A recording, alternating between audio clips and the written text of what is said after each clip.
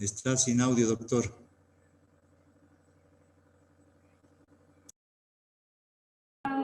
Compañeros, muy buenas noches, ¿no?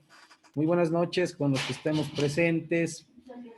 Previo a comenzar la disertación, quiero extenderles públicamente una vez más una respetuosa disculpa por la situación que se había suscitado, es decir, los 2 días que no pudimos tener conexión.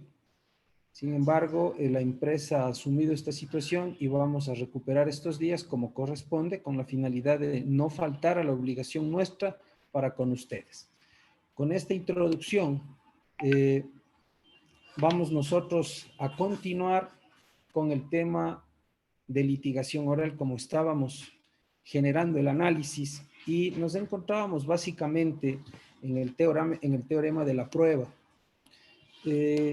Nosotros, cuando nos referimos a la prueba, obligatoriamente vamos a tener que abordar al autor Gesber Benavente.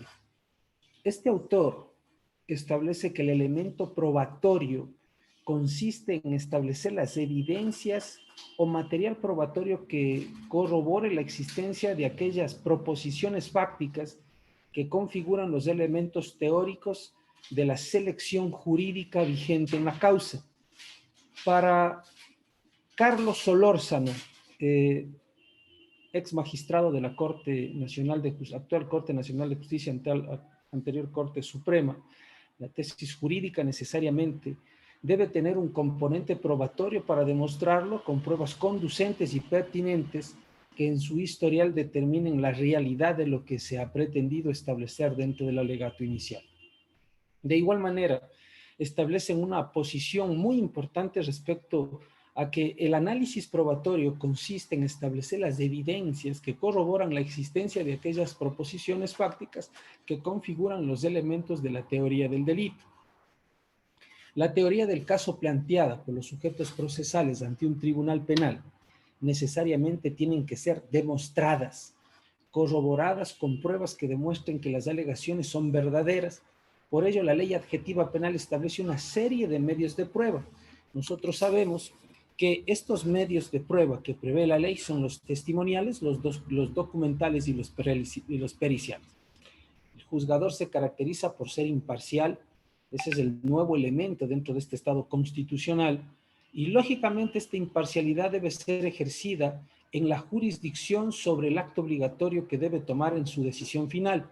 Para ello requiere que la comunicación sea clara respecto a la teoría del caso, también que la práctica de prueba corrobore esta teoría para generar convicción judicial y de esta manera inclinar la balanza a una de las tesis planteadas y generar básicamente su resolución. En este punto voy a hacer una pausa obligatoria, toda vez de que se debe aclarar bajo todo punto de vista y que sin perjuicio de aquello ya se ha abordado en otras ponencias, que la resolución del juez se fundamenta básicamente en el convencimiento.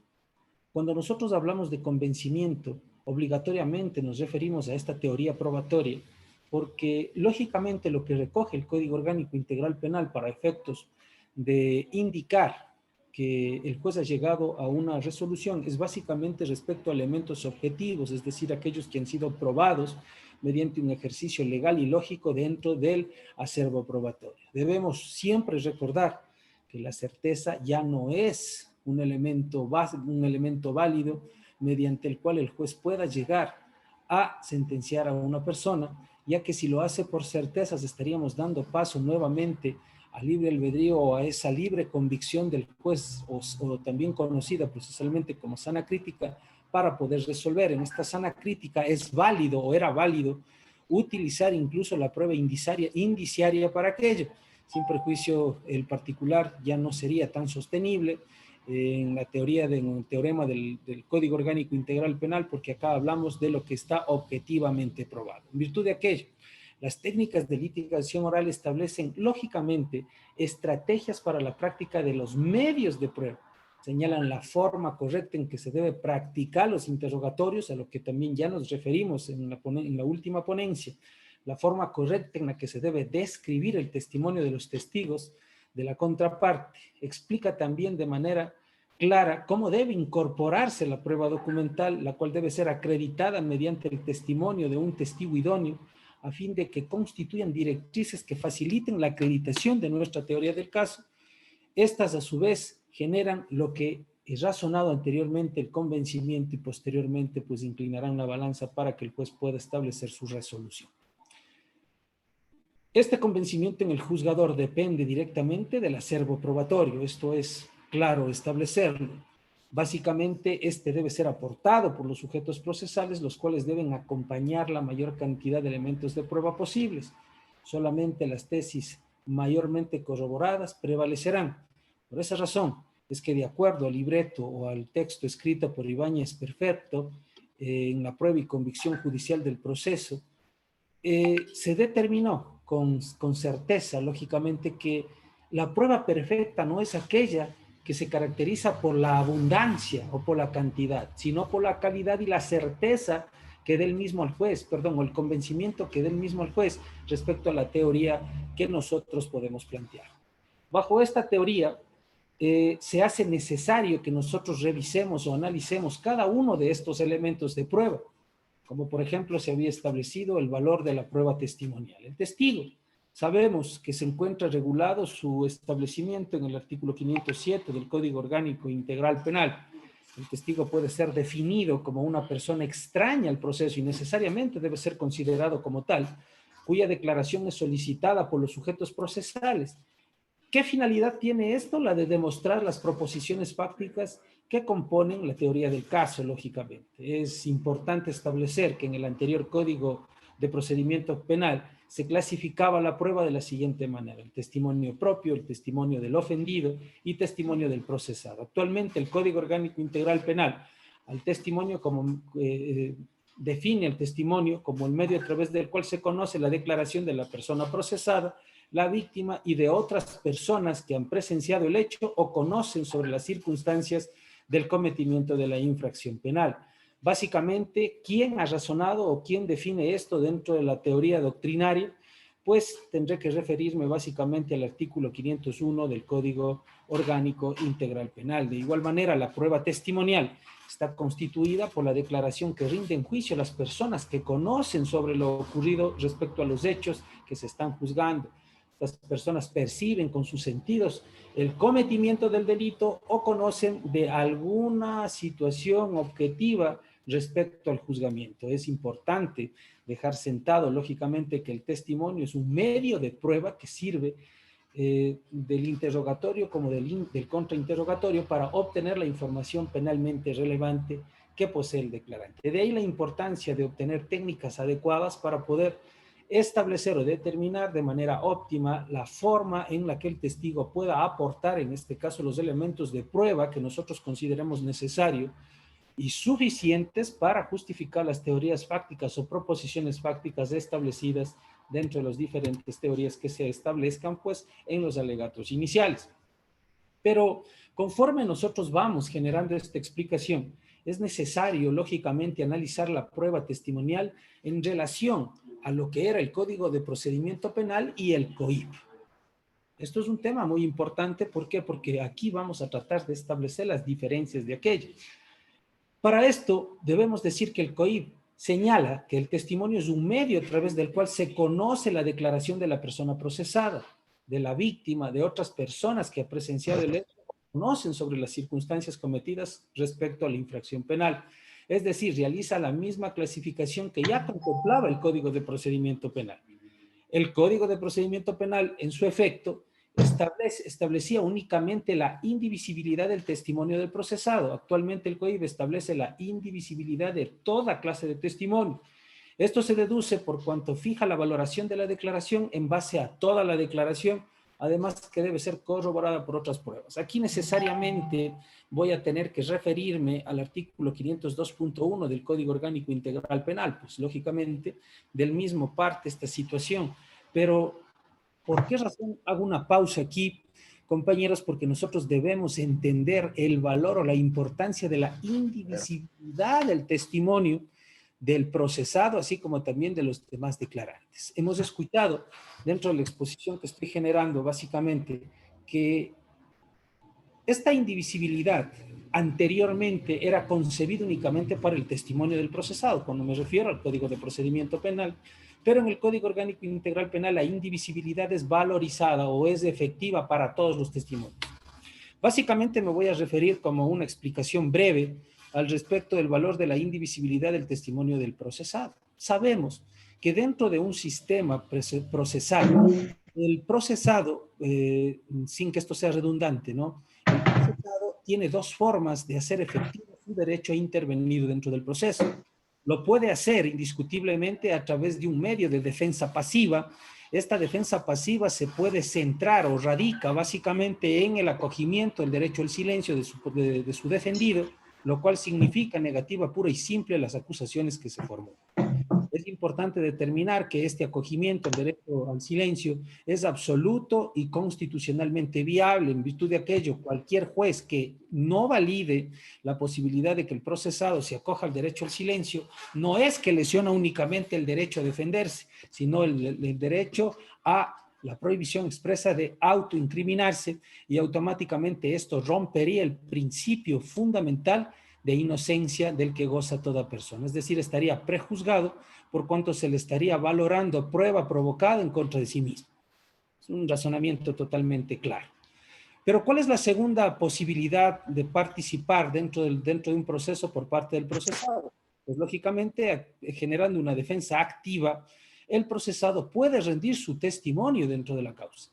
Pero este testimonio es o debe ser valorado exclusivamente como un medio de defensa. De ahí entender por qué razón el testimonio del procesado se lo rinde sin juramento, señores. ¿Debido a qué? Debido a que al rendirse sin juramento, incluso el mentir se le está permitido sin que esto sea sancionado, ya que se entiende que como es un medio exclusivo de defensa, este debe ser valorado en todo lo que le favorezca al mismo, más de ninguna forma la persona, en este caso el juez o en este caso el fiscal, puede bajo ningún concepto, vuelvo y repito, tomar como una prueba en contra de sí mismo. Es importante establecer que tampoco se puede permitir que se cercene el contenido del testimonio del procesado para poder tomar las partes que le convengan, en este caso a la fiscalía, y de esta manera la fiscalía pueda en sí buscar una sentencia condenatoria. Pues ahí opera el principio de indivisibilidad, que determina o garantiza que el testimonio del procesado al que nos estamos refiriendo básicamente podrá ser en este caso valorado en su contexto exclusivamente. Pero, ¿cuál sería otro limitante para que se rompa y prevalezca este principio de indivisibilidad? Pues uno, fundamentalmente, ¿no? El hecho de que está vigente el artículo 509 del Código Orgánico Integral Penal, y el 509 establece básicamente que así la persona investigada o procesada emita un testimonio y que este testimonio sea exclusivo respecto a autoincriminarse, este no será suficiente para que se pueda dictar una sentencia condenatoria en contra del mismo. Y esto es lógico, ¿no? Porque sabemos que las normas procesales incorporadas en el Código Orgánico Integral Penal respetan en demasía la norma constitucional. Al decir que respetan en demasía la norma constitucional, quiero decir que la vigencia del 509 lo que hace es prohibir la autoincriminación como un elemento válido para sancionar al procesado, y garantizar el principio de inocencia como un elemento básico y que puede ser menguado únicamente con prueba actuada directamente por parte de Fiscalía, y que por medio de estos elementos se pueda sin lugar a duda romper ese candado que diferencia el estado de inocencia con el estado de responsabilidad. Es decir, se deberá justificar el nexo causal necesario para poder decir que una persona es responsable del delito y por ende se afecte su situación jurídica.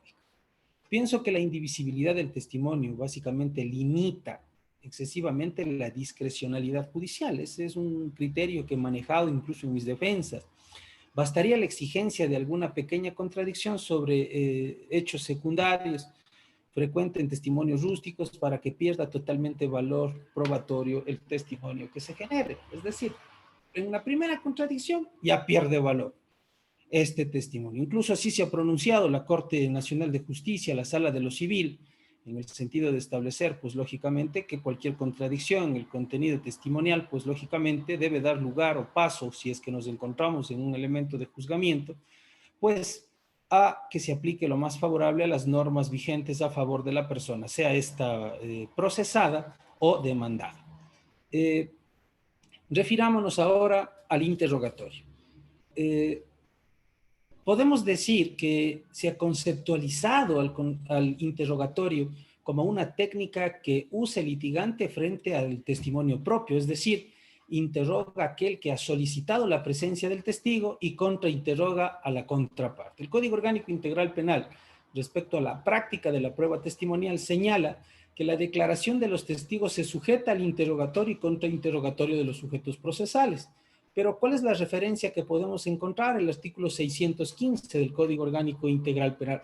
Para el efecto, de igual manera, el Código Orgánico Integral Penal define que el testimonio del perito respecto de las pericias que haya practicado consiste en sustentar oralmente su experticia, para lo cual responderán al interrogatorio y contrainterrogatorio de los sujetos procesales. Referencia de esto, 505 del Código Orgánico Integral Penal. Pero básicamente aquí es necesario generar una diferenciación en cuanto a la intervención, sea de testigos o peritos, dentro de la audiencia de juzgamiento. Y esto es trascendente por cuanto debemos entender que los peritos gozan de autonomía, es decir, no el que solicita el peritaje es dueño del perito y por ende debe interrogar o tiene el derecho de generar el interrogatorio directo de primera mano. Es tanto así lo que estoy manifestando que el artículo 615, numeral 5 del Código Orgánico Integral Penal establece la diferenciación básica de la forma de intervenir del perito como auxiliar de la Administración de Justicia que goza de autonomía. Ojo, en materia penal gozan de autonomía. En virtud de aquello, el juez, el momento en que un perito vaya a rendir su testimonio, pues lógicamente tomará sus generales de ley, tomará su juramento y le preguntará: señor perito, ¿qué experticia o experticias ha practicado usted dentro de este proceso judicial? El perito referirá qué experticia practicó y respecto a una vez que identifique aquello, ¿qué tendrá que hacer el juez? Pues indicarle: señor perito, tenga la bondad de establecer el contenido, el análisis pericial, el análisis técnico ejercido, las técnicas aplicadas y la conclusión a la que ustedes llegan. ¿Quién pregunta para que deponga el perito? El juez. Y posteriormente, en igualdad de condiciones, se les establece la posibilidad de interrogar a los sujetos procesales, no de interrogar y contrainterrogar, sino solo de interrogar a los dos sujetos procesales. En esto debemos ser absolutamente claros. Pero cuando presentamos un testigo, ahí sí, pues lógicamente el interrogatorio directo, es decir, el principal interrogatorio lo realizará en primer lugar quien propone el perito y ahí sí va a haber contrainterrogatorio, porque lógicamente vamos a tratar de atacar la información que la parte que ofrece el perito, que ofrece el testigo, trata de incorporar dentro del proceso. No sé si es que esta diferenciación es totalmente válida y queda clara. Bueno, en el debate que generaremos, pues lógicamente lo iremos analizando. Es importante también mencionar que el juzgador únicamente puede pedir aclaraciones a los testigos. Pero cuando digo aclaraciones, no significa que las preguntas de los jueces permitan el ingreso, la incorporación de nueva información al testimonio generado por el testigo. Por esa razón se dice que puede pedir aclaraciones, es decir, de información que ha sido incorporada previamente, más de ninguna forma el juez puede romper ese hilo fino que es el de la imparcialidad y comenzar a generar cuestionamientos o preguntas que permitan la incorporación de nueva información, porque ahí se rompe, pues lógicamente, esta balanza de la imparcialidad y el juez ya no sería prueba para valorar esa prueba, estaría impedido de hacerlo. Está prohibido, por ende, interrogarlo por parte del juzgador. Esto, lógicamente, ¿cuál es la finalidad de esto? De que no pierda, como he manifestado, la imparcialidad. Cuando el juzgador realiza preguntas aclaratorias, debe evitar formular preguntas abiertas. Esto es importante. Cuando el juez o cuando ustedes puedan percibir que la pregunta del juez es una pregunta abierta, pueden objetarle. Esa es la técnica de litigación correcta para limitar al juez una intervención arbitraria.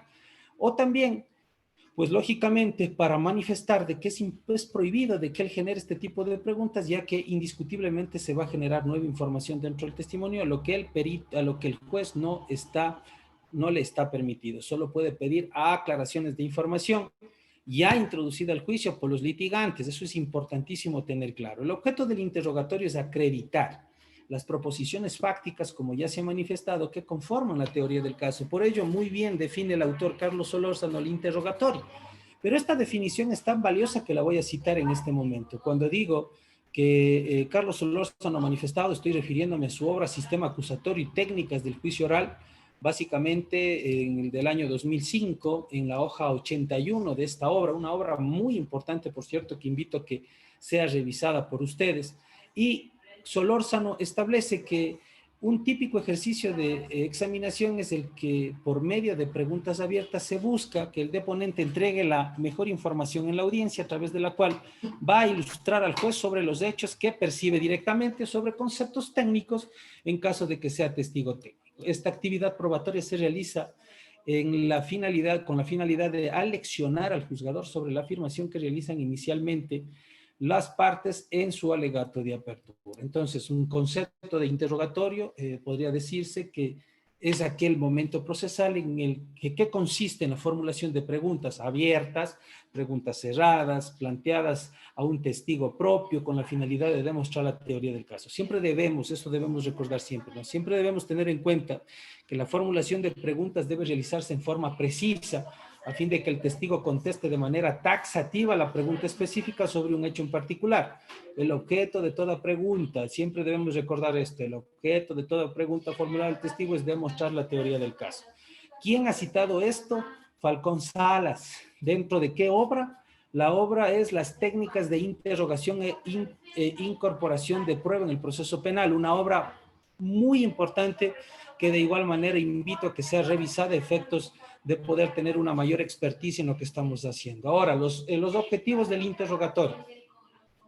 Cuando estamos haciendo referencia a los objetivos del interrogatorio, deberemos decir que el testigo es todo individuo que conoce. A ver, si me permiten, por favor, un momento.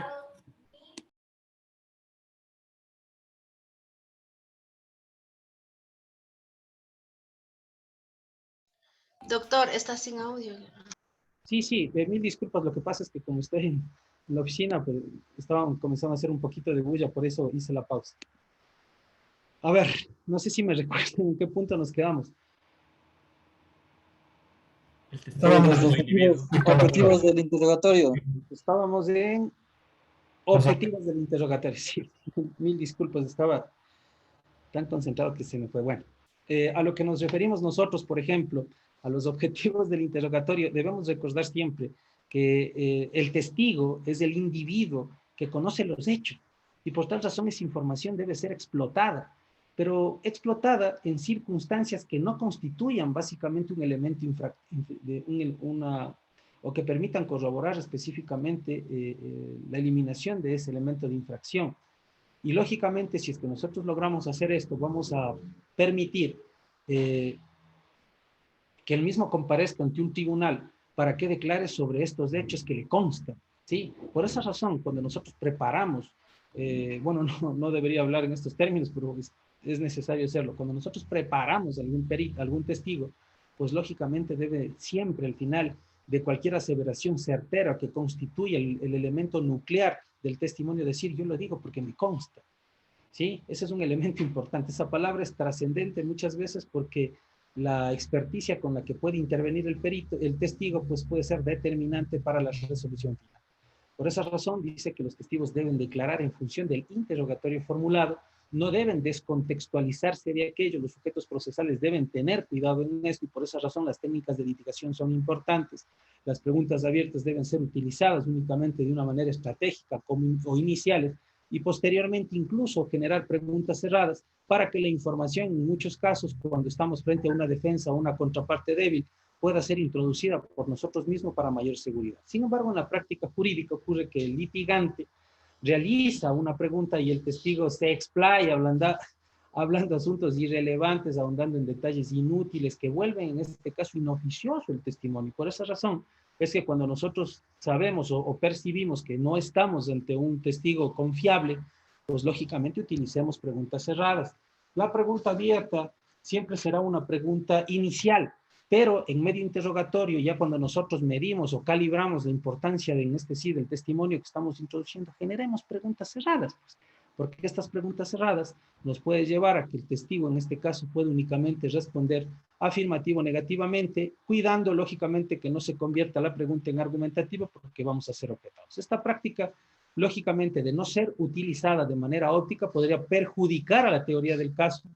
Quizá digo algo que no debía, pero en todo caso siempre se trata de información irrelevante que profundice en excesivos detalles que terminan confundiendo al tribunal y delaten necesariamente la duración de la audiencia. Por esa razón se dice que si es que nosotros utilizamos preguntas abiertas continuamente, esto es lo que se va a producir. Es decir, que el testigo se vuelva inicuo, inútil, y confundamos o perdamos la esencia de la teoría del caso, ¿sí?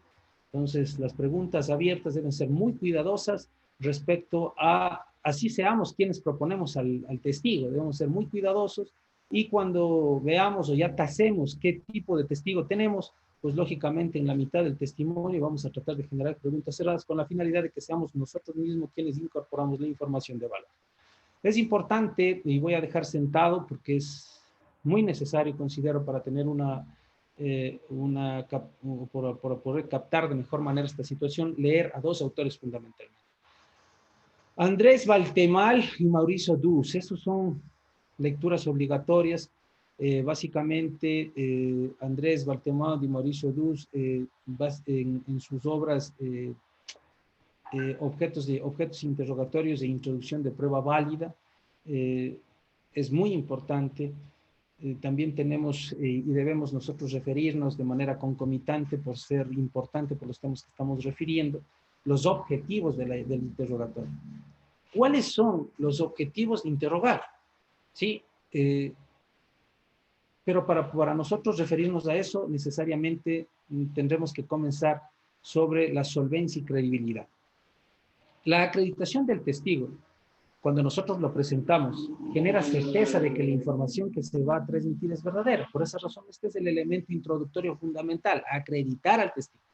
Debemos hacerlo. ¿Quién es? ¿De qué se trata? ¿Qué profesión tiene? ¿Cuántos años tiene? ¿En qué medio se desarrolla?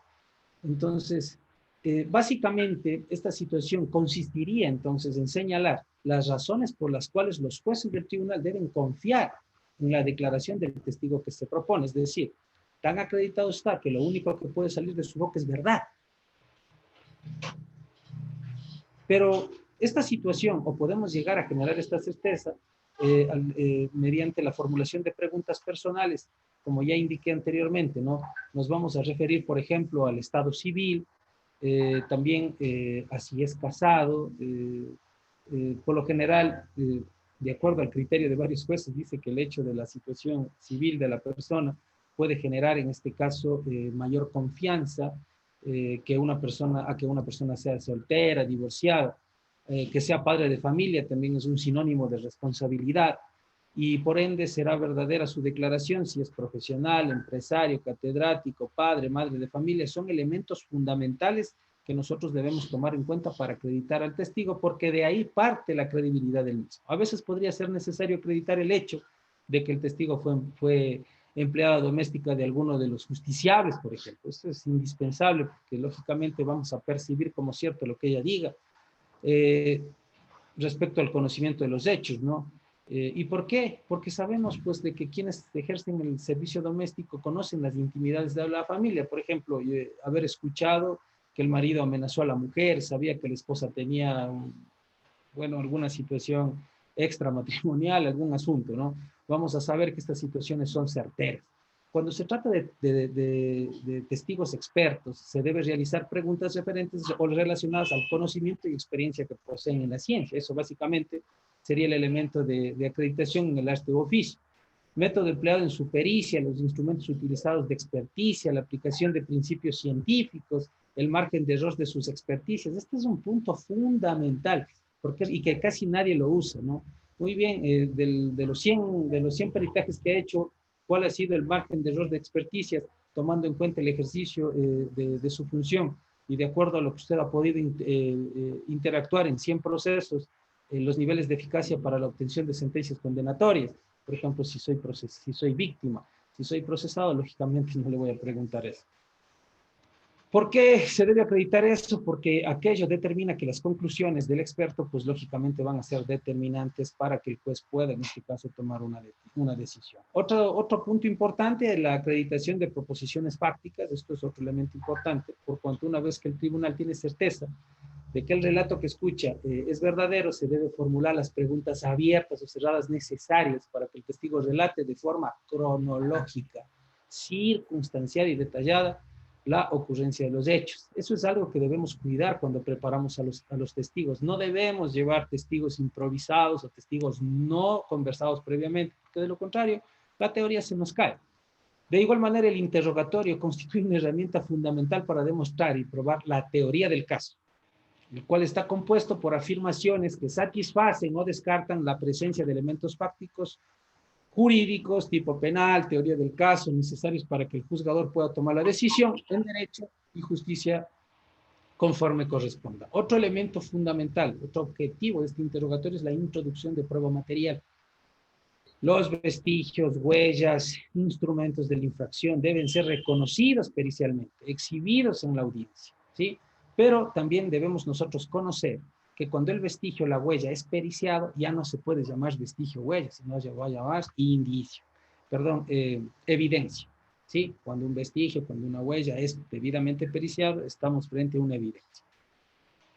Deben ser exhibidos en la audiencia e introducidos en el juicio mediante el testimonio del perito, del testigo idóneo. Esto es importante. ¿Por qué razón? Porque cada perito realiza una función. Por ejemplo, si es que yo soy quien realiza la experticia ocular técnica, voy a fijarle los vestigios, las huellas, los instrumentos, voy a levantar los mismos, voy a empaquetar los mismos, voy a rotular los mismos y voy a trasladar hasta en este caso, las bodegas de criminalística. Posteriormente a esto, pues se van a periciar. Cuando se pericien, voy a nombrar peritos, en este caso, que hagan el reconocimiento de avalúo y evidencia, y estos peritos son los que detallarán su existencia real, y son en ese momento donde deben ser incorporados. No puede incorporarse de manera autónoma, porque lógicamente pierde esencia y valor la continuidad del elemento probatorio, y eso es un elemento que cuando el fiscal falla o hierra, pues la defensa debe tomarlo como un elemento fuerte para establecer, bueno, ¿y quién recogió esto? Si es que quien declaró no dijo, a ver, no introdujo el elemento. O sea, es un elemento bastante fuerte, que también puede ser tomado en cuenta. ¿Cómo debemos estructurar el interrogatorio? Esto es también un elemento de importancia. Este interrogatorio debe estructurarse de forma cronológica.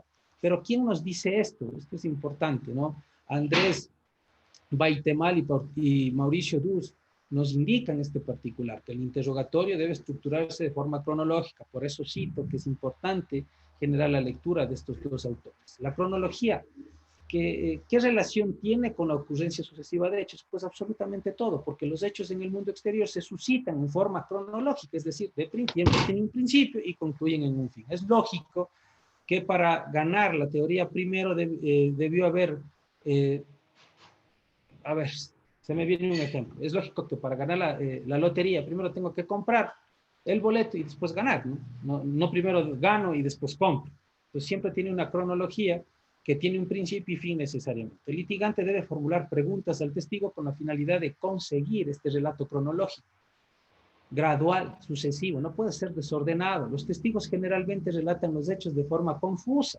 Por esas razones que nosotros debemos prepararlo, pero de manera cronológica. Primero hablan sobre un punto, luego se saltan a otro punto, posteriormente regresan al primer punto. Esto dificulta la comprensión del caso para el juzgador. Y no es que a veces descarten testimonios válidos, sino que por la forma en la que se presentan no se convierten en válidos o creíbles. Se debe tomar en cuenta que el juez no conoce los hechos, eso es importante, ni nosotros somos quienes le vamos a nutrir de las circunstancias importantes. En cambio, los jueces procesales vienen lógicamente estudiando el caso varios meses atrás y conocen la realidad del mismo. Entonces, es importante que las declaraciones confusas se eliminen para de esta manera poder determinar que la decisión judicial no resulte errada. Constituye una necesidad imperiosa, entonces, en base a esta situación, que nosotros como litigantes formulemos un interrogatorio con el propósito de conseguir un relato claro, preciso y cronológico. Eso es totalmente importante. Y como digo, ¿no? Dentro de las técnicas de litigación a efectos de generación de interrogatorios tenemos pues obras importantes como Andrés Baitelman y Mauricio Duf. Por favor, esas son lecturas obligatorias para tener una mayor comprensión respecto a este tema. Ahora, ahondemos en un tema.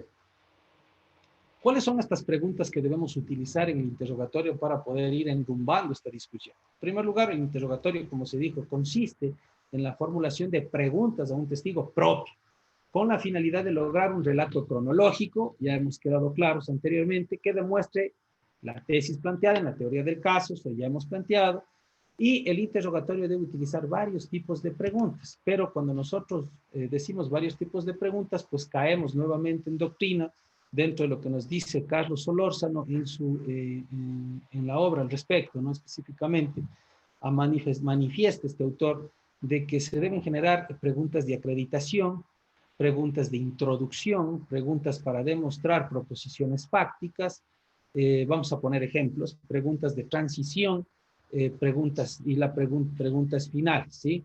Entonces, cuando nosotros nos estamos refiriendo, por ejemplo, a las preguntas que debemos generar, básicamente, o las preguntas que debemos utilizar en el interrogatorio, yo hago referencia a preguntas de acreditación,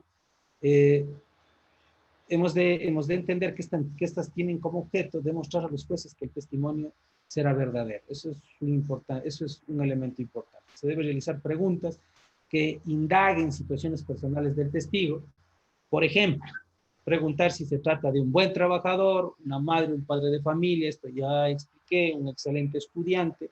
Cuando se trate de perito se debe acreditar básicamente situaciones puntuales sobre el conocimiento de ciencia, arte o oficio. También he establecido ya esta puntualización. Las preguntas de acreditación son necesarias, pero esta necesidad se genera cuando existen testigos que faltan a la verdad, desconocen de los hechos, inventan coartadas con la finalidad de beneficiar a una u otra parte. En muchas ocasiones, el juzgador es engañado, pero este engaño es tan perfecto que lo induce al mismo. Por ello es imperioso la necesidad de generar confianza en el juez de que el testimonio que escuchará es verdadero, pero desde el inicio. No debemos justificar esto cuando la persona esté ya generando o deponiendo lo que corresponde. Las preguntas de introducción también son fundamentales, son aquellas que introducen al testigo en el tema central del hecho investigado. Voy a poner ejemplos para que ustedes queden claros al respecto. Ejemplos de preguntas introductorias. Señala qué conoce sobre el asesinato. ¿Qué sucedió el 20 de octubre a las 10 de la mañana? Señor policía, relate cómo entregó la droga, cómo encontró la droga. ¿Sí? Estos elementos, por ejemplo, se constituyen como preguntas introductorias. Otra situación, preguntas para demostrar proposiciones fácticas. Para demostrar la teoría del caso se deben formular preguntas abiertas. Esto, ojalá nos vaya quedando claro. Son aquellas preguntas que permiten responder al testigo como él crea conveniente, pero lógicamente ese él crea conveniente debe ser debidamente estructurado y preparado por la defensa, porque de lo contrario, pues lógicamente no va a surtir los efectos que nosotros deseamos. La excelencia de las preguntas abiertas es que tienen el poder de generar mayor credibilidad, lógicamente porque se genera una espontaneidad supuesta del testigo. Vuelvo y repito, de ahí la importancia de prepararlos. Vamos a generar ejemplos de preguntas abiertas. ¿Qué ocurrió el 14 de agosto? Es una pregunta abierta. ¿En qué consiste una autopsia a un perito? Pues puede desplayarse estableciendo desde lo mínimo hasta lo máximo que quiera decir. Señor perito, sirvas a explicar al tribunal cuál es la conclusión a la cual usted llegó en su experticia. Puede hacer un resumen, un recorderis de todo para concluir en lo que él quiera. Estas son preguntas abiertas. En un caso hipotético de drogas, por ejemplo, el fiscal le pregunta al testigo, diga todo lo que sabe sobre este caso. Se me va a venir a la mente que el policía puede responder. Por decir, el 6 de diciembre del 2021 a las 8 del 2020 a las 8 de la mañana di cumplimiento a una orden de allanamiento, porque esos son términos que ya nosotros conocemos como abogados. Di cumplimiento a una orden de allanamiento en un inmueble realizado en la explotación del sitio, un lugar que había lavandería, encontré sacos de yute, etcétera, etcétera, etcétera. Es decir, puede ir generando detalle las circunstancias hasta generar a un punto que efectivamente este relato de todo lo acontecido se constituye, es percibido por el juez como algo natural y lógicamente va a generar credibilidad. En el interrogatorio también se puede utilizar preguntas cerradas y es lo que yo también propongo y lo que sugiero. Estas preguntas cerradas son aquellas que obligan al testigo a escoger una respuesta de pocas posibilidades. Es decir, introducimos información valiosa. Tiene un atributo, tiene el atributo también de ubicar al testimonio en un tema concreto. Eso es también importante. Pero voy a dar ejemplos de estas preguntas para poder quedar un poco más claros. ¿Cuál es la marca de su vehículo? Entonces ya sabemos que hay un vehículo, pero identificamos básicamente la marca. ¿De qué color es su cabello? ¿Cuál es el nombre de su madre? ¿En qué lugar específico de la casa encontraron la droga? Pregunta cerrada. Por ejemplo, en el cuarto de mi padre, el cuarto de mi madre, en la bodega, en el patio, nada más. Las preguntas cerradas permiten abordar un punto específico que interesa resaltar o puntualizar, el cual obligatoriamente debe beneficiar la teoría del caso y o describir la teoría o desacreditar la teoría de la contraparte. Esto es importantísimo, la diferenciación entre preguntas abiertas y cerradas, cuando utilizarlas de manera efectiva. También cité que existen las preguntas de transición. Son las que permiten cerrar temas. Esas son las preguntas de transición. Y aparte de cerrar temas, llevan al testigo de un tema a otro tema. ¿Sí? Esto nos permite garantizar que todos los tópicos queden cubiertos. Esto es un elemento importante. ¿A quién voy a citar a efectos de que podamos leer y en este caso fortalecer este tema? Nuevamente a Carlos Solórzano. Él también nos establece ejemplos y de entre estos ejemplos, pues por ejemplo, se me va a venir a la mente, señor testigo, ya relató la forma en que ocurrió el asesinato. Ahora podría mencionarnos, ¿qué hizo el procesado luego de apuñalar a la víctima? Cerrada una etapa, aperturada otra, reubicada el testimonio para efectos de poder obtener una respuesta importante, ¿no? Por ejemplo, puede responder, abandonó el lugar, que precipitaba carrera, se acabó el tema. Sabemos que le mató y se fue, ¿sí? Pero ya el tema de la muerte está cerrado. Suscitó la transición. La pregunta final, que también dijimos que vamos a analizar, la pregunta final busca dejar la información en el punto más alto. Por ejemplo, para cerrar el interrogatorio se puede hacer que el testigo reconozca al procesado como su victimario, que reconozca el arma con la que fue herido, que reconozca los bienes que le fueron hurtados. Esta es una pregunta final, ¿sí? Pero esta lógicamente no podemos iniciar el testimonio. Los objetos que están expuestos en esta audiencia, ¿son los que le hurtaron o son los que le robaron? Sí, ¿y de ahí qué? Sí, la pregunta final es pregunta final. Esa es una pregunta al final del testimonio. Sí, esos no podemos confundir. Respecto a los testigos expertos, ¿qué podemos preguntar que plantear como pregunta final? Por ejemplo, si se ratifica en la conclusión de su informe, luego de haber sustentado lógicamente el mismo, ¿no? Por ejemplo, que el documento es falso, cualquier circunstancia. Cualquier experticia que ha practicado durante su vida profesional, si reconoce su firma y rúbrica, pero eso al final. Por lo general nosotros escuchamos o lastimosamente vemos dentro de las audiencias que este tipo de preguntas se generan como acto inicial. Entonces, si es que nosotros no llevamos una cronología en cuanto al sistema de preguntas que generamos, ¿qué pretendemos? Y después cuando tenemos resultados no esperados, no es porque el juez no entiende, sino porque nosotros nos encargamos de que se confunda y que la prueba que nosotros consideramos válida ya no sirva con el efecto de la fuerza que inicialmente pues intentamos proponer. Hasta aquí, compañeros. Básicamente, el día de hoy. Como un medio de disculpa, he tratado de ser un poco, ahora hasta ejemplos doy, ¿vea? para reposicionarme y que ustedes queden totalmente claros en esta situación. Entonces, compañeros, como punto de debate, ¿no? Vamos a aperturar el punto de debate con la finalidad de que no se me duerman y poder aportar cualquier duda, a pesar de que he tratado de ser lo más claro y conciso posible en esta exposición. Y también he citado autores que necesariamente pues tendríamos que leer con la finalidad de poder comprender. Buenas noches, doctor. Perdón, lo que pasa que, como yo entré un poquito más tarde, pero sin embargo, mira que si pudiera repetir ejemplos de preguntas de transición y la pregunta final. A ver, perdón, no escuché. Ejemplos. Ejemplos de las preguntas de transición y las preguntas y los ejemplos de preguntas finales. Perfecto. A ver, decíamos que las preguntas de transición son las que permiten cerrar temas y llevan al testigo de un tema a otro tema, ¿sí? Con lo cual se garantiza que todos los tópicos queden cerrados. Lo que se apertura dentro de un testimonio tiene que cerrarlo.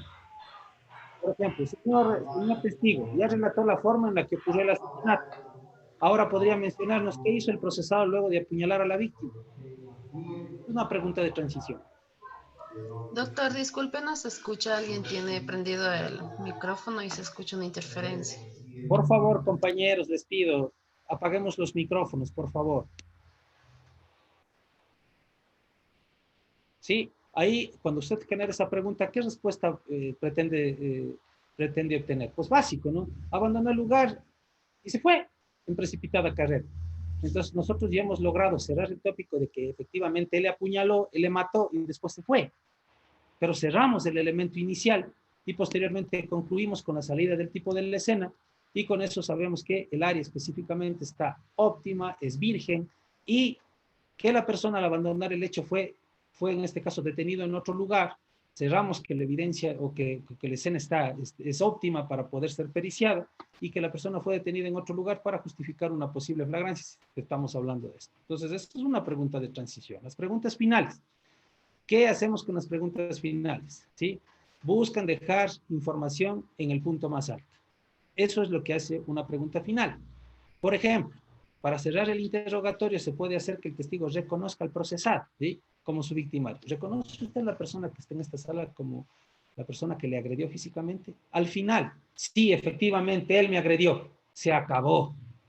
No hay más. ¿Reconoce el arma que está dentro de la evidencia puesta a la vista de usted como la que se utilizó para usted ser herida? Sí, efectivamente, es el cuchillo que utilizó el señor para efectos de acuchillar.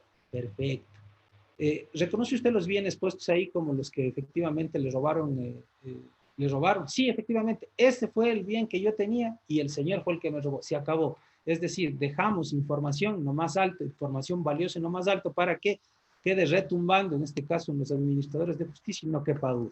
Eso es lo importante de estas preguntas de transición y estas preguntas finales. Ya, doctor, muchas gracias. Gracias, muy Perfecto. Compañeros, está abierto, por favor. Buenas noches, doctor, y buenas noches, compañeros. Vamos, por favor, compañeros. Buenas noches, doctor. Sí, cerremos, por favor, los micrófonos para poder escuchar de uno en uno cualquier inquietud. Doctor, un gusto, diga. Buenas noches, doctor, y compañeros que están aquí. Estamos hablando de lo que es con respecto a los peritos. Dentro de lo que manifiesta el COIP, como es una norma supletoria, el COGEP, ¿cuál sería la diferencia entre lo que es el Código Civil con el COIP? Dentro de los peritos o los peritajes que realizan dentro de cada proceso. Importantísima esta pregunta, muy valiosa, mi doctor. Gracias por la pregunta. Vamos a dejar algo claro, ¿no? La Corte Nacional de Justicia, en una resolución, determinó efectivamente la supletoriedad del Código Civil, del COGEP y del Código Orgánico de la Función Judicial respecto al Código Orgánico Integral Penal. Pero sabemos también que dentro de esta resolución se dice básicamente que la supletoriedad opera en todo aquello que no se diga dentro del Código Orgánico Integral Penal. El manejo de la forma de intervenir de los peritos dentro de las audiencias, así como también de la forma de intervenir dentro de las técnicas especiales, se encuentran reguladas en el Código Orgánico Integral Penal. Las técnicas investigativas desde el artículo 457, si no estoy mal, y la forma de intervenir del perito dentro de la audiencia en el artículo 615, numeral 5 del Código Orgánico Integral Penal. En virtud de aquello, la situación de la intervención o aplicación de supletoriedad de los peritos, para mi criterio, no sería loable, no sería viable, ¿no? ¿Por qué razón? Porque en el Código Orgánico Integral Penal se regula con total solvencia el particular. Es más, por ejemplo, por ponerle un ejemplo, mi distinguido doctor, dentro del 226 del Código Orgánico General de Procesos se establece la posibilidad de que cuando dos peritos se contrapongan o se contradigan, sean divergentes entre sí, el juez tiene la facultad de nombrar un tercero para efectos de mejor resolver. En el Código Orgánico Integral Penal eso no puede darse. Eso no puede darse. ¿Por qué razón? Porque usted es la fiscalía quien nombra el perito, quien realiza la experticia, y a usted dentro del Código Orgánico Integral Penal lo único que le facultan es pedir aclaración o ampliación y posteriormente desacreditar al perito en audiencia. Por ponerle un ejemplo. No sé si es que quedó claro. Y teniendo en cuenta este mismo y que estamos dentro de la fase del interrogatorio, ¿qué sucede cuando hay un testigo hostil y a la vez dentro del mismo o de las víctimas, en este caso cuando están rindiendo su testimonio, alteran por sí mismos o por, usted sabe que dentro de los profesionales sabemos de toda clase, y dirigen exclusivamente al testigo para que diga una circunstancia, pero en el momento del interrogatorio, cuando se desvirtúa absolutamente todo, ya no vendría a ser un testimonio creíble para los jueces, pero aún así hay ciertos jueces que toman exclusivamente el testimonio de las víctimas, así haya sido disímil entre, digamos, entre cónyuges que han sido asaltados, por ejemplo, o que fueron, sí, que fueron asaltados. El uno dice una cuestión en el momento de la audiencia y el otro dice otra. Pero hay jueces que dicen que los testimonios exclusivamente de las víctimas son los que le han dado la suficiente razón en este caso para establecer que el acto ilícito se ha cometido. O sea, ¿en qué quedamos con respecto a lo que usted está manifestando con respecto a los interrogatorios? Bueno, también es importante lo que me dice mi distinguido doctor, pero justamente por eso es que nosotros estamos en el estudio de la forma de litigar, ¿no? La litigación oral y la aplicación lógica de preguntas respecto a interrogatorio y contrainterrogatorio es fundamental. De ahí que yo también indiqué que cuando nosotros, por ejemplo, vamos a permitir la intervención de algún testigo directo nuestro, pues lógicamente la preparación del mismo debe ser tan óptima que pueda provocar, por ejemplo, el malestar que usted me está manifestando. Es decir, generarse en un testigo hostil. Para usted, acláreme, doctor, para poder completar la respuesta. ¿Qué considera usted un testigo hostil? Si usted le pregunta qué y le contesta qué. Yo le hago una pregunta, pero no se centra, o por ejemplo, le hago una pregunta cerrada. ¿Ya? ¿Me contesta sí o no? Y el momento en que él está contestando se comienza a alargar. Yo le digo, señor juez, solicito solo que conteste sí o no a las preguntas que le estoy realizando. Pero el juez manifiesta, no, el señor tiene para poder decir. Tiene que aclarar con respecto a lo que usted le está preguntando, cuando es una pregunta cerrada. Perfecto. Por ejemplo, Mi doctor, ¿qué le puedo decir ahí? Ningún argumento, sea doctrinario, jurisprudencial, ni siquiera legal, puede servir. Si es que estamos frente a un juez, ¿cómo podemos decir?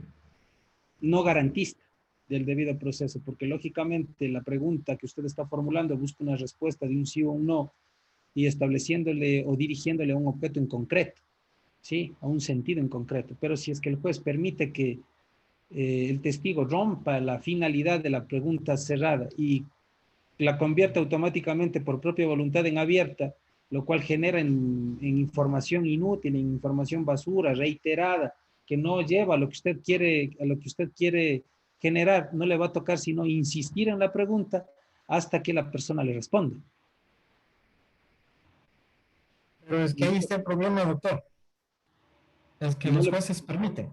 Y a nosotros, en cambio, nos dicen, por ejemplo, yo he tenido que me dicen, a ver, señor abogado, nosotros también tenemos el derecho de conocer y de saber. O sea, yo les digo, está bien, pero tiene que ser de acuerdo a lo que nosotros estamos haciendo.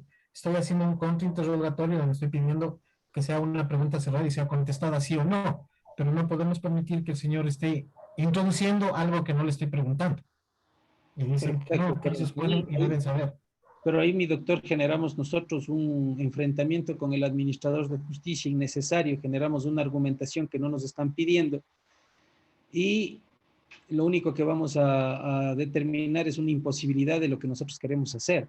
Básicamente se había dicho dentro a lo largo de estas exposiciones que la argumentación inicial es innecesaria, ¿no? Es más, sería inadecuada. ¿Por qué razón? Porque incluso provoca malestar en el administrador de justicia, y el administrador de justicia, cuando se entorpece, utilicemos esa palabra, cuando se entorpece, se cega, ya no le ve al abogado como un litigante, sino como un enemigo. Y automáticamente usted ya tiene el juicio perdido. Lastimosamente somos o estamos sujetos a una justicia terrenal donde dependemos de gente que es humana igual que nosotros y que de igual manera el rato que pierde la paciencia ya no va a resolver objetivamente. Entonces, ¿cuál es la recomendación puntual para su pregunta? Insistir en las preguntas cerradas, reformulando el contenido e insistiendo de que se requiere una respuesta de sí o no, y que la pregunta cerrada no dé contextualización a efectos de que pueda ampliarse la información. Es eso lo que le podría indicar.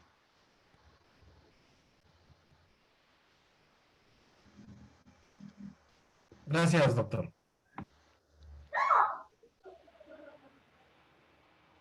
Muy bien, compañeros. ¿Alguien más? ¿Alguna inquietud? Doctor, buenas noches. Un gusto, mi distinguido doctor. Comente. Tengo una consulta.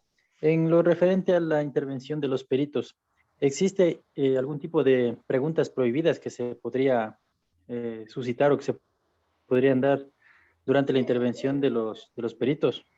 A ver, sí, gracias por la pregunta. Voy a ser un poco más específico, ¿no? Yo lo que había indicado dentro de esta exposición es que la forma de intervenir de los peritos son como auxiliares de la Administración de Justicia autónomos, es decir, no responden al interés de ninguna de las partes. Por esa razón es que el 615, numeral 5, obliga a que el juez sea el que genere la primera posición, incluso determine básicamente la forma en la que ellos tienen que sustentar su informe, establecer contenido técnico, conclusiones, y las partes lo único que realizan son interrogatorios, no contrainterrogatorios, ¿sí?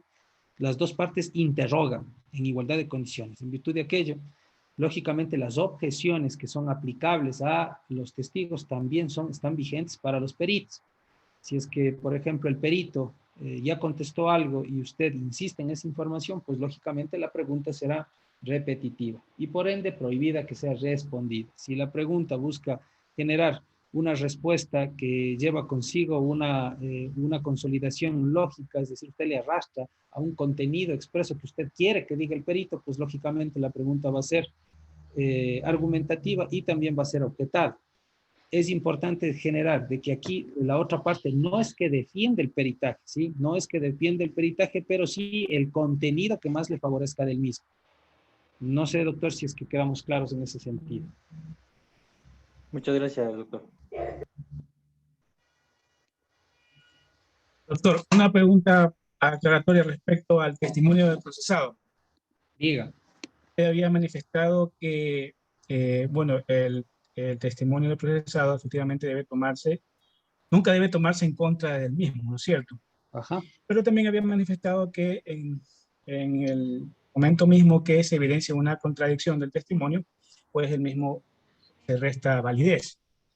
De tal manera que puede quedar, no puede ser valorado como uno quisiera que fuera valorado por los juzgadores.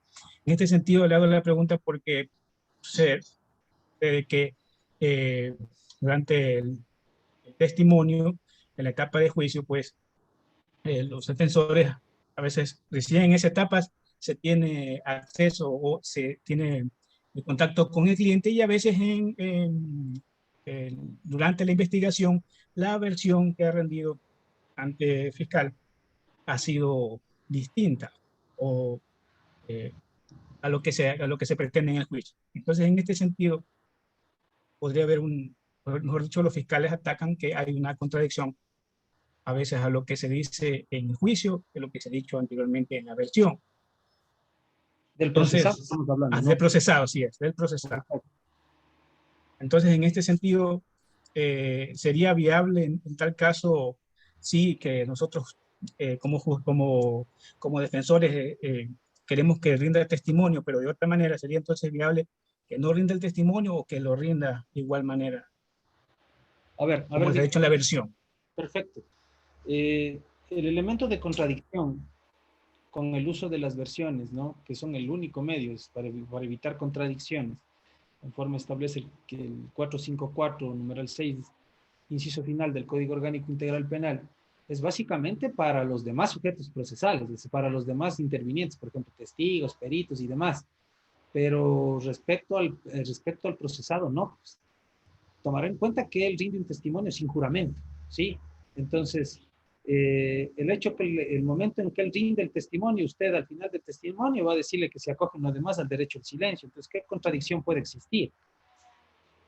¿Qué oportunidad va a tener el fiscal para coger y decir, vea, es contradictorio si ya se cerró el testimonio? No sé si me hago entender, mi doctor.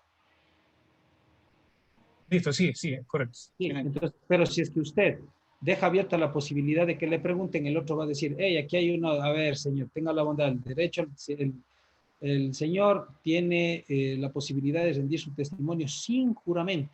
En virtud de aquello, ningún elemento le hace, ninguna versión, ninguna situación anterior le vincula a él a que sostenga esa tesis. Puede ser que al momento se acuerde de alguna otra cosa.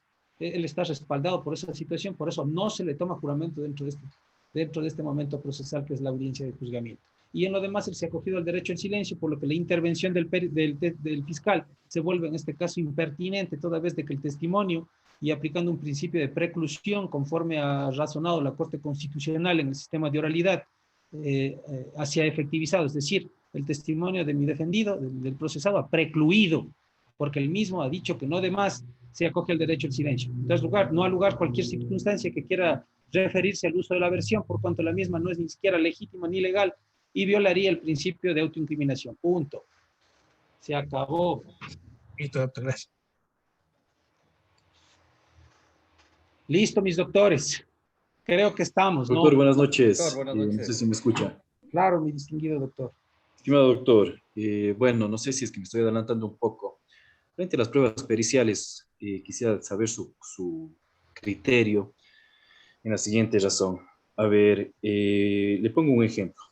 Se da un delito en una casa de citas, le dan muerte a una persona, Fiscalía le procesa a una de las personas por el delito de homicidio. Ahora bien, al momento que se dan los hechos, el dueño del local ingresa, desconecta las cámaras y procede a retirar el dispositivo de almacenamiento. Ya. Posterior a aquello, 12 días después, esta persona procede a entregar en una flash memory las grabaciones. Sin embargo, frente a lo que determina el 470 y 471 del COIP, si bien es cierto son grabaciones espontáneas, pero más allá de aquello, la norma indica de que se debe conservar la fuente para que sea periciada. En una preparatoria de juicio, ¿se puede solicitar la exclusión de esta prueba? Efectivamente, por esa razón de que no es la fuente de donde fue periciada, sino que fue una flash memory que fue editada prácticamente por la persona que entregó, es decir, por el propietario del local. Perfecto. Vea, doctor, una pregunta valiosísima. Valiosísima, en realidad. Vamos a, bueno, pero en realidad no es una pregunta, no son algunas ahí mismo. Es decir, es una pregunta compuesta, mi doctor, objeción. Vamos a responderle esto. Nosotros sabemos que en el cometimiento de un delito actúan de manera inmediata frente al llamado del ECU 911 los agentes de primera llegada. ¿Quiénes son los agentes de primera llegada? Los agentes que están, pues, digamos, disponibles en las unidades urbanas a efectos de poder acercarse y verificar si efectivamente se trata o no del cometimiento de una infracción. El procedimiento correcto significaría tomar contacto inmediato con las personas que circundan el hecho, utilizar esa bandita amarilla con la finalidad de cercar el área y evitar que entren o salgan personas por parte del fiscal una vez que se ponga en conocimiento del mismo por los agentes de primera llegada del presunto hecho delictivo. Ojo, que esta posibilidad de impedir que salgan, entren objetos o cosas es facultad fiscal mientras se está pidiendo algún acto urgente. El problema que radica en el caso que usted nos pone en consideración, para mi criterio, constituiría una violación de cadena de custodia. ¿Por qué razón le digo esto? Porque es sencillo, ¿no? Una vez que los agentes de primera llegada tomaron procedimiento y le dieron parte al fiscal, inmediatamente debió haber llegado personal especializado de criminalística para que realice la primera diligencia y la más importante, que es la de inspección ocular técnica. La diligencia de inspección ocular técnica lastimosamente le relacionan o le vinculan de manera directa con el reconocimiento del lugar de los hechos, cuando esto no es así. La diligencia de inspección ocular técnica, pues lógicamente es fijar de manera ocular todos los hechos, vestigios, indicios, evidencias, y levantar todo lo que sea fundamental para darle el resguardo correspondiente dentro de la cadena de custodia, y de esa manera no se contaminen elementos que sean determinantes para la búsqueda de la verdad. Si es que nosotros estamos refiriéndonos específicamente al cometimiento de un homicidio dentro de un área de tolerancia o dentro de un local, pues lógicamente, y verificamos que existen las cámaras correspondientes, ¿a quién le corresponde fijar en ese momento las grabaciones? Pregunta. ¿A quién realiza la inspección ocular técnica? Él debe fijar ese elemento. A ver, tenga la bondad, señor, ¿dónde están los registros de las grabaciones? En tal lugar, listo, nadie toca eso, le fijo, y él tiene que levantar la grabación, fijarla, empaquetarla, rotularla y trasladarla conjuntamente con el resto de evidencias. Si es que el dueño del local cogió y se llevó esa evidencia, ese indicio, y posteriormente lo incorporó al proceso, él ya cometió un delito. ¿Sí? Él ya cometió un delito y lógicamente este indicio ya bajo ningún concepto puede ser válido, bajo ningún concepto, porque rompió el elemento de cadena de custodia. Lógicamente en la audiencia de evaluación y preparatoria de juicio va a ser objeto de exclusión de prueba, tomando en cuenta que la exclusión de prueba, si no estoy mal, y en eso es un punto que debemos revisarlo en este mismo momento para no caer en ambigüedades, busca un elemento fundamental, ¿sí? No debemos confundir prueba inconstitucional con prueba ilegal. Eso es fundamental. Vamos a ver. Específicamente en el 604.4 habla de concluida la intervención, anuncio, acuerdos probatorios, y nos referimos básicamente a la solicitar la exclusión, rechazo e inadmisibilidad de prueba, en esto encaminados a probar hechos notorios o que por otro motivo no requieran. El juzgador rechazará o aceptará la objeción y en este último caso declarará qué evidencias son ineficaces hasta ese momento procesal. Excluirá la práctica de medios de prueba ilegales, incluyendo los que se han obtenido o practicado con violación a los requisitos formales, las normas y garantías previstas en los instrumentos internacionales. Ahora la pregunta que le formulo a usted, mi distinguido doctor, luego de lo que hemos analizado, ¿usted pediría la exclusión de prueba por ilegal o por haberse violentado requisitos formales? A ver, es una prueba que efectivamente para Fiscalía, si bien es cierto, es obtenida vulnerando lo que determina el 76.4 de la Constitución de la República, pero sin embargo sería una prueba ilegal, por supuesto, porque fue ya manipulada por una persona para remitir en una flash memory única y exclusivamente lo que le conviene, porque en esas grabaciones, como usted dice, él comete un delito ya, el ocultar la evidencia, él comete un delito. Pero más allá de aquello, hay que considerar que es la única prueba que tiene Fiscalía. Entonces, Fiscalía va a defender a capa y espada efectivamente esa prueba. Ahora, lastimosamente, como me había pronunciado anteriormente, nuestros jueces a nivel nacional, ¿qué es lo que se pronuncia? Se pronuncian de que Fiscalía es titular de la acción y los jueces de primera instancia se lavan las manos pasando ante un tribunal la carga procesal para que sea el tribunal quien resuelva esta situación. Perfecto, doctor. Totalmente de acuerdo. Recordemos siempre que la prueba ilegal es aquella que se construye con ausencia de alguno de los requisitos que el legislador dispuso para su asunción. Entonces, si es que nosotros queremos determinar que la prueba es válida, legal, necesariamente debió haber respetado una cadena de custodia. Si es que la preocupación suya es de que no se excluya la prueba y pase a juicio, recuerde usted que si es que puede justificar con certeza lo que usted está manifestando, esto lo puede hacer a través de los agentes que realizaron la experticia de inspección ocular técnica. ¿Por qué razón? Porque en el testimonio usted va a poder lograr y sentar si es que ellos fijaron o no la evidencia respecto al tema de las cámaras que constaban ahí, sí o no. No, eso no fijamos, listo. ¿Cómo fue introducida el proceso? Al proceso consta la cadena de custodia que fue introducida después de 12 días por parte del dueño del local. ¿Del dueño del local? Sí. ¿El dueño del local es algún funcionario público? No. ¿Es agente de policía de criminalística? No. Es un ciudadano en general. ¿Por qué él estuvo en posesión o en tenencia de una evidencia determinante dentro de la prueba? Nosotros desconocemos aquello. En virtud de este particular, ¿considera usted, en base a su experticia, que se respetó el manual de cadena de custodia en cuanto al manejo y control de esta evidencia? Pues definitivamente no. ¿Se puede acreditar por parte de algún perito la originalidad e integridad de esa grabación? No, es decir, pudo haber sido manipulada, listo, entonces usted activa automáticamente el 457 del Código Orgánico Integral Penal. Y recuerde usted que ahora los tribunales no pueden decir que el momento legal oportuno para alegar exclusión de prueba o alguna nulidad de prueba era la de la audiencia de evaluación y preparatoria de juicio, porque ahora el 457 reformado del Código Orgánico Integral Penal le obliga al tribunal a valorar la prueba en base a principios de legalidad y sobre todo también de respeto a la cadena de custodia. Usted va a tener ahí un fuerte argumento dependiendo de qué elemento argumentativo utilice en sus testimonios para poder invalidar esa prueba y darle a conocer al tribunal que esté impedida de valorar. Es decir, doctor, nada está perdido hasta el momento.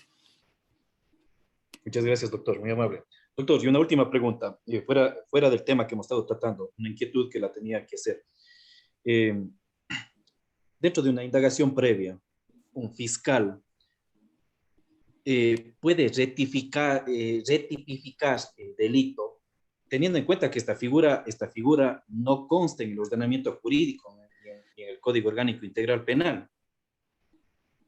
En un caso, Fiscalía acusa a 8 personas por un delito de peculado y sin embargo, de la noche a la mañana termina con una formulación de cargos por el abuso de confianza en contra de una sola de las personas, dejando en el limbo, desde mi punto de vista personal, dejando en el limbo la situación jurídica de las 7 personas restantes que estaban siendo investigadas, por supuesto, porque Fiscalía tenía que haber pedido a uno de los jueces de lo penal para resolver la situación jurídica y archivar la causa por el delito que venía acusando, que era peculado, efectivamente, que venía investigando, no acusado. Y se centra única y exclusivamente indicando de que se retipifica el delito por abuso de confianza y en base a aquello procede a formular cargos en contra de esta persona. ¿Es correcto o no es correcto esta situación? Perfecto. A ver, doctor, vamos nosotros a generar el siguiente análisis. Nuevamente una pregunta bastante importante, ¿no? Eso sí hay que reconocer. Pero, a ver, entendemos nosotros que en el caso Suárez versus Salvador, si no se me va de la mente, específicamente en el año 2005, fue la catapulta de lo que ahora se conoce como la figura de reformulación de cargos. La reformulación de cargos, de acuerdo a nuestra legislación, se utiliza dentro de la etapa procesal de instrucción fiscal. Eso está totalmente claro. La única figura posible para cambiar la acusación es la reformulación de cargos. Ahora, cuando el fiscal inicia la investigación, y la diferencia entre investigación y formulación de instrucción radica básicamente en lo siguiente. La investigación previa, en primer lugar, no es una etapa, ¿sí? En virtud de aquello, está bajo exclusivo control de la Fiscalía General del Estado, porque es el ente persecutor e investigador que representa a la sociedad. Cuando nosotros interponemos una denuncia de las investigaciones realizadas, se irá derivando e identificando mínimamente cuál puede ser la conducta delictiva por la que se impulsa la investigación, se identifica básicamente el hecho nuclear y se identifica básicamente a quienes se reputa como imputados. Pero la investigación previa no es un momento en el que el fiscal pueda en sí definir o decidir qué tipo de delito es. Este puede variar en cualquier momento por cualquier circunstancia que varíen los elementos o modifiquen los elementos investigativos. Por esa razón, la Corte Nacional de Justicia, específicamente en el 2015, refiriéndose a la transitoria 21ª del Código Orgánico Integral Penal para efectos de determinar la temporalidad de la aplicación del Código Orgánico Integral Penal y del Código Penal y de Procedimiento Penal, que estaba en vigencia hasta el 14 de agosto del 2014, dijo pues que el momento o el proceso penal inicia cuando se formula cargos, mi doctor. Cuando se formula cargos, ahí inicia el proceso penal, ¿sí? Entonces, inicia el proceso penal porque la Fiscalía ya tiene claro cuál es el tipo penal por el que va a pedir el inicio del proceso penal. Bajo ningún concepto se puede siquiera concebir la idea de que el fiscal ha retipificado, porque no era el momento ni siquiera para decir si se trataba o no de ese delito. Es más, pedir el inicio del proceso penal tampoco significa una acusación, sino simplemente se le conceden a él 90 días para determinar si efectivamente es correcto lo que él tiene, puede fortalecerlo ya de manera singularizada, porque ahí sí se debe dedicar a investigar o a terminar de investigar o concluir o consolidar argumentos para formular una acusación, ¿sí?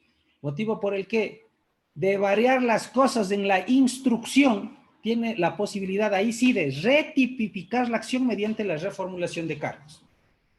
En resumen, mi distinguido doctor, el fiscal está facultado a iniciar o identificar mínimamente la figura delictiva, pero esa figura delictiva no es estable, puede variar en cualquier momento, y cuando sí debe tener ya certeza y seguridad, porque lógicamente ya tengo 90 días específicos para defenderme, es específicamente en la etapa de instrucción cuando inicia el proceso penal.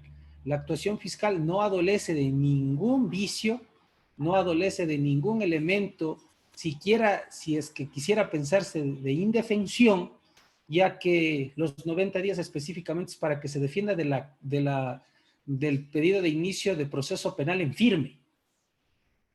¿Sí? Y tomaré en cuenta, mi distinguido doctor, que la primera acusación fiscal se genera en la audiencia de evaluación y preparatoria de juicio y la segunda y última en la audiencia de juicio. Eso es lo que le puedo decir. Ya, Doc, una situación. Si bien es cierto, el 76.2 indica la presunción de inocencia, de acuerdo y en concordancia con lo que manda el artículo 5, no recuerdo el numeral, del Código Orgánico Integral Penal, que habla sobre la presunción de inocencia. Si bien es cierto, se inicia una investigación, no se ha imputado cargos ni nada por el estilo, pero sin embargo, usted sabe, dentro de la página de consulta de causas de Fiscalía General del Estado, consta ya la lista de estas personas. Y al ser esta una institución pública, si es que ellos, en el supuesto no consentido, pierden su trabajo, en lo posterior, ¿qué hace el resto de instituciones públicas? Revisar efectivamente las páginas de la función judicial es lo que hacen hoy día. Y eso, el hecho de que conste el nombre de una de estas personas o de estas 7 personas ahí como investigados, le causa perjuicio. ¿Por qué? Porque hoy en día nuestra sociedad no se percata en que si es que existe o no existe una sentencia condenatoria, simplemente se percatan en ver un sistema en el que conste los nombres o no, como actores, como demandados, como investigados, como lo que sea, pero sin embargo les causa un perjuicio. Sí, puede usted tener razón, pero lastimosamente, mi distinguido doctor, debemos tomar en cuenta que el error judicial procede en juicio, dentro de un proceso, ¿sí? Porque si es que yo investigo a cualquier persona, de acuerdo a la normativa que nosotros tenemos, no es que se ha violentado ningún principio de inocencia, porque el principio de inocencia se rompe cuando yo soy sentenciado, ni siquiera cuando estoy procesado. Entonces, tal vez el daño de imagen, el daño de moral, de buen nombre, ¿en qué sentido podría establecerse si es que tal vez hubo algún indicio mínimo para que el fiscal pueda en este caso inicialmente presumir que usted intervino en algo, pero posteriormente le desechó y ni siquiera le formuló cargos? jurídicamente no sería viable ese argumento, constitucionalmente, no sé desde qué perspectiva, porque si es que, como vuelvo y repito, se habla de presunción de inocencia, pues lógicamente la misma ni siquiera llegó a toparse por cuanto no se pidió siquiera un inicio de proceso penal en contra de la persona. Entonces, sería ya un tema de idiosincrasia social nada más, ¿no? Es decir, nosotros pensamos todavía que estamos en base a un sistema de derecho penal del enemigo. Es decir, que por haber sido nosotros objeto de una investigación ya somos delincuentes. Eso es ya una preconcepción errada, ¿no? Errada del sistema social en el que nos desenvolvemos, pero que lastimosamente esto no atañe a la administración de justicia.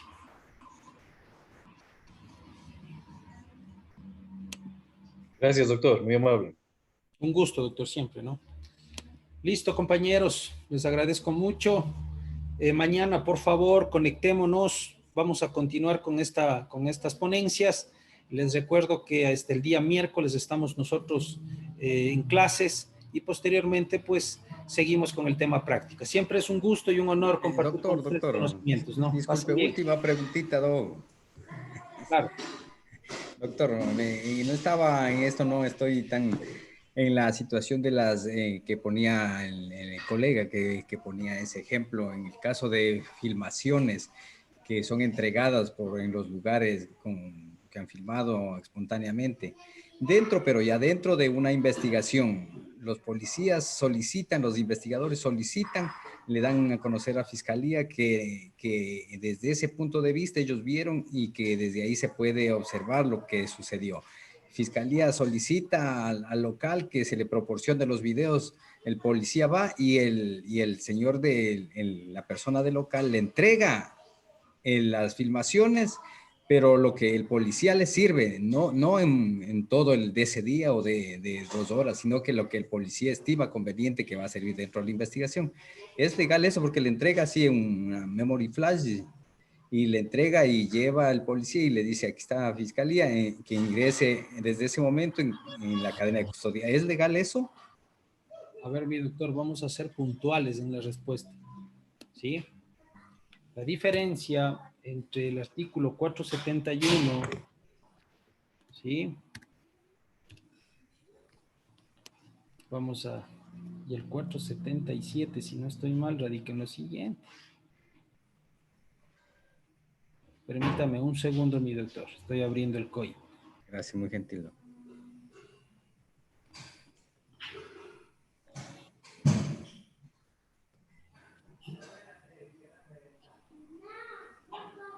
Perfecto. Sí, la diferencia entre el 471 y el 477 radica en lo siguiente. En primer lugar, usted ha hecho alusión básicamente a que estamos frente a grabaciones obtenidas de manera espontánea, ¿sí? Sí, correcto. Pero las grabaciones obtenidas de manera espontánea son eso. Son grabaciones en general, no son grabaciones específicas, ¿sí? Ajá. Entonces, el último inciso del código del artículo 471 es totalmente claro, ¿no? Dice, en estos casos las grabaciones se pondrán inmediatamente a órdenes del lado del fiscal en soporte original y servirán para incorporar a la investigación e introducir al proceso. Y de ser necesario, el lado del fiscal dispondrá la transcripción de la parte pertinente o su reproducción en la audiencia de juicio. ¿Qué quiere decir esto, mi doctor? Que debió haberse trasladado toda la grabación del día, y a quién le corresponde disponer la transcripción y reproducción de la parte pertinentes al fiscal, no al policía. Si es que el policía cogió y mutiló, alteró, modificó el contenido, se vició automáticamente ese indicio y el mismo puede ser objeto o de exclusión de prueba o de argumento de falta de originalidad o de idoneidad del elemento probatorio, y por tal razón se activa nuevamente el artículo 457 del Código Orgánico Integral Penal es un argumento más que válido para que el mismo sea eliminado del proceso. Eso es lo que le puedo decir. Gracias, doctor. Muy claro. Gracias. Perfecto. Muchísimas gracias, compañeros. Mañana estamos, por favor, conectándonos a las 8. Siempre es un gusto compartir conocimientos con ustedes. Una buena noche. Gracias, Buenas doctor. noches, doctor. Buenas Muchas noches. gracias. Buenas noches con todos. Hasta mañana. Gracias, Doc. Buenas noches con todos. Gracias. También, doctor. Buenas noches, compañero. Ya acabas.